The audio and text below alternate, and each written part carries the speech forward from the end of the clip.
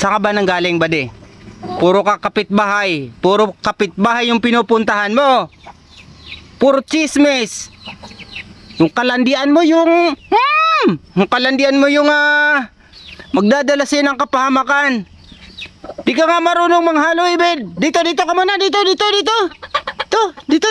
Di pa tayo mo tapos mag-usap dito. Dito, lapit dito. Dito. Lapit dito. Lapit yan. Upo dyan, upo. Ha? Saan ka ba nanggaling? Puro ka kapitbahay, nakipagchismisan. Dito. Lapit dito.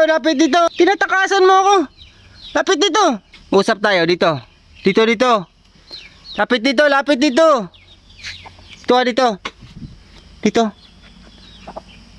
Dito. Saan ka ba na malagi Puro ka kapitbahay.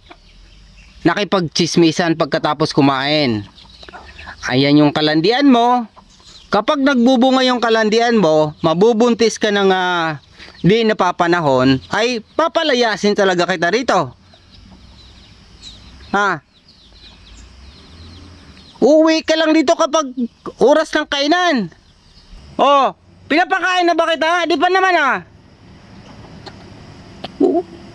Di ka nga marunong hanap buhay.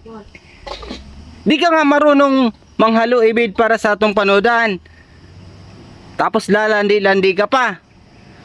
Kapag nabubuntis ka ng hindi 10 oras, papalayasin talaga kita rito, ha? Tandaan mo yan. Oh, saan ka pupunta? Po.